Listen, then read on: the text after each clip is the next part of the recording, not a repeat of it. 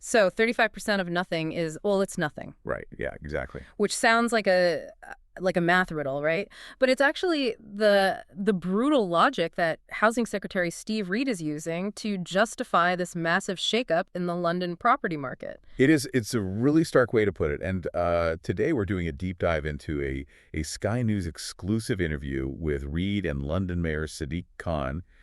They're making these drastic moves to try and save a market that, I mean, they openly admit is in crisis. Yeah, and our mission for this deep dive is to basically figure out why, in the middle of a literal homelessness crisis, the government is slashing their target for affordable housing.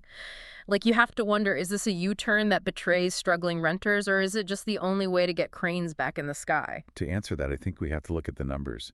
And frankly, they're really alarming. Okay, so let's unpack the headline first for everyone listening. The government is cutting the affordable housing target for developers from 35% down to 20%. And to 20, yeah, Which feels like a huge concession, because usually the goal is to push that number up, right? To maximize the social benefit. correct. But this is where we come back to that 35% of nothing quote.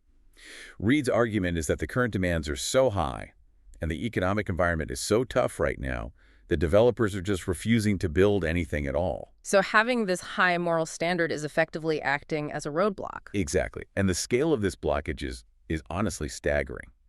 The government had a target of 66,000 new home starts in London for the first 9 months of the year. 66,000, that sounds pretty ambitious. It was, but according to analysts at Molior London, the actual number of private starts was just 3,200. Wait, 3,200? Yeah, just over 3,000. That isn't just a miss, that's a total collapse. That has to be the worst drop in years. It's the worst collapse since the 2008 financial crisis. So when Reed argues that getting 20% of a functioning market is better than 35% of a stagnant one, technically the math holds up. But let's look at why it actually stopped, right? Because London is desperate for housing. I know Sadiq Khan calls it a perfect storm, but is that just political cover, or is the economy really that bad for builders right now? Well, for once, the economic data actually supports the politician here. The cost of materials has just skyrocketed. Concrete is up over 50%. Wow, 50%. And steel is up over 40%. Ouch. So the raw ingredients are way more expensive. And then you add record interest rates on top of that, making it so much more expensive to even borrow the money to buy those expensive materials. Precisely. But there is another factor here that is really fascinating, and it's a specific regulation called the two staircases rule. Right, I saw this in the sources. It's a post-Grenfell safety requirement, right? Mandating a second staircase in new builds for fire safety. Yes, obviously safety is critical. But this requirement affects 96% of London homes, because most of them are flats. Yeah. And you can't just bolt a staircase onto an existing blueprint. You'd have to completely redesign the core of the building. Exactly.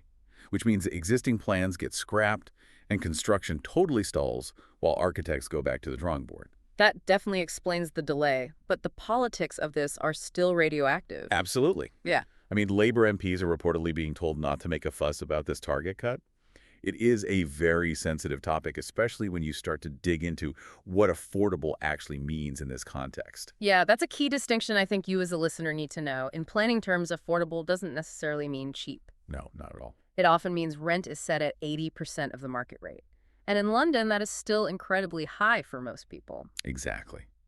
And there's also some real controversy over whether the government has been totally upfront about their progress. The Sky News report highlighted a big discrepancy regarding ghost builds. I found that part particularly damaging.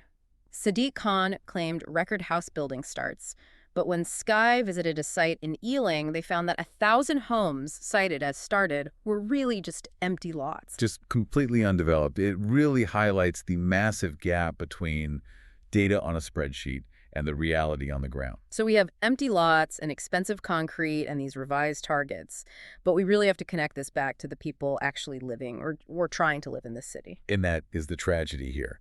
While we sit here and discuss percentages and staircase regulations, there are 13,000 people sleeping rough in London right now.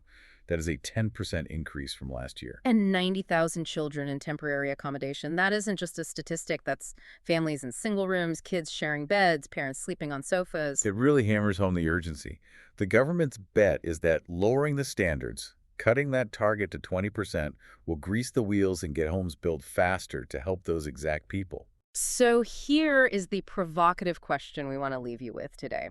Is it actually better to have a low target that results in a real building you can live in, or a high moral standard that just results in an empty lot? It's the classic battle between pragmatism and idealism. And in this case, the stakes really couldn't be higher. Thanks for joining us on this deep dive. Catch you next time.